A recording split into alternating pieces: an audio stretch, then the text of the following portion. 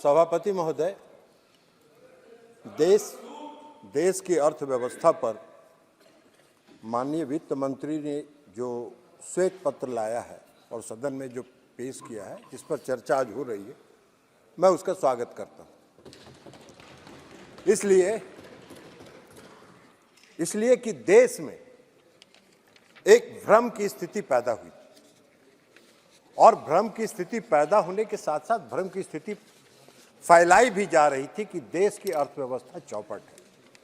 और उस परिस्थिति में जब माननीय वित्त मंत्री जी ने अर्थव्यवस्था पर श्वेत पत्र लाया तो आज उस पूरे भ्रम की स्थिति का पटाक्षेप हो गया और वो आज साफ हो गया। महोदय, श्वेत पत्र में आंकड़ों का पूरा विवरण है।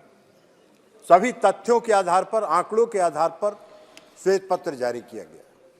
मैं समझता था कि सदन में जब चर्चा होगी तो उस श्वेत पत्र में जो आंकड़े हैं वो आंकड़े कहां गलत हैं इसका कोई विवरण प्रस्तुत किया जाता, उसका खंडन किया जाता, लेकिन उसके बजाय पूरे चर्चा को दूसरे दिशा में मोड़ के ले जाने का काम हुआ है। डॉक्टर मनमोहन सिंह जी देश के प्रधानमंत्री थे। उनके समय में जो वित्तीय कुप्रबंधन था उसकी उसमें विस्तृत चर्चा है। अलग अलग भाग में उसकी चर्चा की गई है कि कहां कहां वित्तीय कुप्रबंधन था। मुझको भी उनके प्रधानमंत्रित्व काल में इस सदन का सदस्य रहने का सौभाग्य प्राप्त हुआ था और मैंने उसमें देखा था कि कहां कहां मिसमैनेजमेंट कुप्रबंधन हो रहा है। हालांकि मैं डॉक्टर मनमोहन सिंह जी को नहीं कहता, डॉक्टर मनमोहन सिंह जी बहुत साफ आदमी थे, लेकिन उनके इर्द गिर्द जितने लोग थे वो समूचे घोटाला और कुप्रबंधन के जिम्मेवार थे और डॉक्टर मनमोहन सिंह जी मूक दर्शक बेचारे देखते रहते। तो इसलिए उसकी विस्तृत चर्चा है। कितना ऋण दिया गया, कहां कितना ऋण किसको मिला, ऋण जो ज्यादा दिया गया उसकी भी विस्तृत चर्चा है।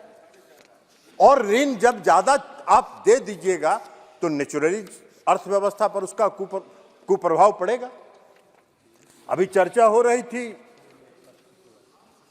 माननीय गौरव गोगोई जी चर्चा कर रहे थे विजय माल्या जी को 8,040 करोड़ रुपए का ऋण कब मिला था? यह भी आप कहते गौरव गोगोई जी, अगर आप ईमानदारी से यह बात कहते कि मेरी सरकार ने विजय माल्या को 8,040 करोड़ का लोन दिया, ऋण दिया और वो लेके भाग गया, तब हम मानते कि आप ईमानदार हैं। आप तो ईमानदार हैं नहीं। आपने चोरी करवा दिया, आपने चोरी करवा दिया और जब चोर भाग गया तो हल्ला कर रहे हैं चोर काहे भाग गया, चोर काहे भाग गया, चोर काहे भाग गया। अरे वाह भाई, आप चर्चा कर रहे थे नीरव मोदी की, आप चर्चा कर रहे थे नीरव मोदी का फ्रॉड जो डिफॉल्ट था, गारंटी डिफॉल्ट कब शुरू हुआ? 2011 में शुरू हुआ जब डॉक्टर मनमोहन सिंह जी की सरकार थी। 14,000 करोड़ रुपए का गारंटी डिफॉल्ट हुआ। आप मूक दर्शक बने हुए थे, आपका यही वित्तीय प्रबंधन था, यह आपका वित्तीय कुप्रबंधन था। अगर आप ये कहते कि ये हमसे चूक हुई, हमारी सरकार ने ये गलत किया, तो हम मानते कि आप ईमानदार हैं, आप ईमानदार राजनेता हैं। तो आप आज कह रहे हैं कि नीरव मोदी भाग कैसे गया, उसको क्यों नहीं पकड़ के ला रहे हैं? अरे आपने सारा इंतजाम कर दिया, 14,000 करोड़ रुपया जब उसके जिम्मे लगा दिया तो भाग गया। अब भाग गया तो ये सरकार प्रयास कर रही है उसको वापस लाने के लिए। अब वो विदेश में भागा हुआ है और आपका अगर कोई प्रभाव है अभी भी तो जाके ले आइए उसको पकड़ के, देखिए कि वर्तमान सरकार उसको जेल में बंद कर देती है कि नहीं कर देती है। आप चर्चा कर रहे थे मेहुल चौकसी की। मेहुल चौकसी नवंबर 2010 से अप्रैल 2014 तक 8,738 करोड़ रुपए का उसने फ्रॉड किया बैंक के साथ। किसकी सरकार थी? आपकी सरकार थी, डॉक्टर मनमोहन सिंह जी की सरकार थी। और यही तो श्वेत पत्र है। और श्वेत पत्र में है क्या? आपके वित्तीय कुप्रबंधन की चर्चा है श्वेत पत्र में। जो काम आपने किया है उसी को दर्शाया गया, उसी का आईना है इस श्वेत पत्र में। और आपको खराब लग रहा है। मनीष तिवारी जी बोल रहे थे, उन्होंने चर्चा शुरू की। उन्होंने कहा राइट टू एजुकेशन एक्ट हमारी सरकार ने शुरू किया। अरे इस देश में सर्व शिक्षा अभियान किसने शुरू किया था? इस देश में सर्व शिक्षा अभियान 2004 में 9वीं पंचवर्षीय योजना में आदरणीय अटल बिहारी वाजपेयी जी ने शुरू किया था। और उस समय राज्य और केंद्र की हिस्सेदारी 85% केंद्र की थी और 15% राज्य की हिस्सेदारी थी। आप वह 10वीं पंचवर्षीय योजना में भी लागू रहा, 11वीं पंचवर्षीय योजना में भी लागू रहा। लेकिन 2010 में उसको आपने खत्म कर दिया और उसको समाप्त कर दिया। और यही नहीं किया आपने। 2004 के बाद जब अटल जी ने शुरू किया था तो केंद्र की हिस्सेदारी थी, और जब आपने उसको खत्म किया तो सारा उसका लायबिलिटी राज्यों के माथे पर थोप दिया। और जितनी बहाली आपने की थी सब स्टेट्स के माथे पर थोप देने का काम किया। और 2010 में आप एक नया कानून लेके आ गए, राइट टू एजुकेशन। वाह भाई, यही आपका प्रबंधन था, यही आपके जनहित के काम थे, यही आप जनहित के काम कर रहे थे। यह कौन सा तर्क हुआ? तो कुतर्क आप अगर देते रहेंगे तो उसका तो कोई जवाब नहीं। मनरेगा की चर्चा कर रहे थे। आपने जब मनरेगा शुरू किया था उस समय 145 रुपए था मैंडेज, उसका जो मजदूरी था। आज 204 रुपया है इस सरकार में मजदूरी मनरेगा के मजदूरों का।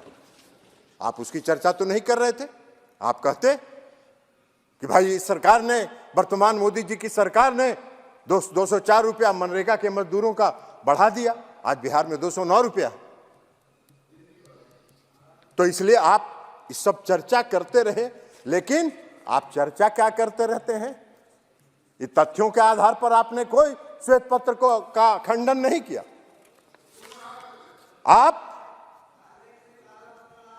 चर्चा कर रहे हैं घोटालों की, भ्रष्टाचार की। मैं भी सदन का सदस्य रहा, 15वीं लोकसभा में भी, 14वीं लोकसभा में भी और 15वीं लोकसभा में, जब आपकी सरकार थी 2010 से 2014 तक, 4 से 14 तक, 2004 से 2014 तक कोई ऐसा सत्र सभापति महोदय जब नहीं होता था, कोई ऐसा सत्र नहीं होता था जब एक नया घोटाले की चर्चा उस सदन में और उस सत्र में नहीं होती थी। कोई भी सदन। कोयला घोटाला हुआ, स्पेक्ट्रम घोटाला हुआ, हम किसी का नाम नहीं ले रहे। कोयला घोटाले में कौन कौन लोग थे सबका पर्दाफाश हो गया। स्पेक्ट्रम घोटाले में कैसे हुआ यह भी पर्दाफाश हो गया, सब जान गए। रक्षा घोटाला में कहां विमान की खरीद में, रक्षा के सामानों की खरीद में कहां सौदेबाजी हो रही थी, कमीशनबाजी हो रही थी, यह सब घोटाला की चर्चा हुई, उस सदन में चर्चा हुई। राष्ट्रमंडल खेल जो हो रहा था, कॉमनवेल्थ गेम्स, उसमें जो दिल्ली के आपके नाक के नीचे, आपकी सरकार के नाक के नीचे जो घोटाला हुआ उसको भी सबने देखा, इस देश ने देखा, हर व्यक्ति ने देखा। अब आप कह रहे हैं शारदा चिट फंड, कितना बड़ा घोटाला हुआ Sharda chit fund. Chit fund company ने किसका पैसा लेके गायब हुआ? कौन थे वो लोग जिनका पैसा लेके गायब हुआ शारदा चिट फंड के मार? मध्यम वर्ग के लोग, मजदूर वर्ग के लोग, उनका पैसा लेके गायब हुआ। और किसके राज में घोटाला हुआ शारदा चिट फंड? इस पर आपको बोलना चाहिए था, आप नहीं बोल रहे हैं, कोई नहीं बोल रहा है। तथ्यों के आधार पर आपका बोलना चाहिए, वह भी आप नहीं बोल रहे। कौन सा चर्चा करना चाहते हैं? और लेकिन हाँ, एक बात तो जरूर आपको कहना चाहिए था, आपको यह बात ईमानदारी से कहना चाहिए था, आप भी सदन के सदस्य हैं, कि 10 वर्षों में 2014 से 2019 तक मैं इस सदन का सदस्य नहीं था। लेकिन 2019 से हूं, आज तक कोई घोटाले की बात तो आप नहीं कर पाए। आज तक कोई घोटाले की चर्चा तो आप नहीं कर पाए। आप कोई घोटाला नहीं बहुत होता है तो घूम फिर के एक ही आदमी का नाम उजागर करते रहते हैं। अरे भाई, उनसे आपका कुछ व्यक्तिगत है मामला तो जाके बाहर में मिलजुल के सलट लीजिए, बात खत्म हो जाएगा, सलट लीजिएगा। आप यह क्यों संदेश उसको देना चाहते हैं कि मेरे पास आओ, मेरे पास आओ? तो इसलिए यह बात तो नहीं हुआ, आज तक कोई घोटाले की चर्चा नहीं हुई। आप स्याह पत्र लेके आए, हमने अखबारों में देखा। आज आप भी अभी भाषण दे रहे थे, सभी भाषण दे रहे थे, स्याह पत्र की आप चर्चा कर रहे थे। अगर श्वेत पत्र में आंकड़े गलत हैं, जो मैंने पहले भी कहा, तो उन आंकड़ों का खंडन करना चाहिए था। उन आंकड़ों को, चूंकि उसमें तो तुलनात्मक है, 2004 से 2014, 2014 से 2024 दोनों तुलना टेबल बना के दिया हुआ है। तो टेबल को आप कॉन्ट्राडिक्ट करते, एक एक आंकड़े को आप कॉन्ट्राडिक्ट कर सकते थे, जो आप नहीं कर पा रहे हैं। लेकिन आप कर क्या रहे हैं? फिर वहीं घूम फिर के आ जा रहे हैं। कोई घूम फिर के आ जा रहे हैं सीबीआई और ईडी पर।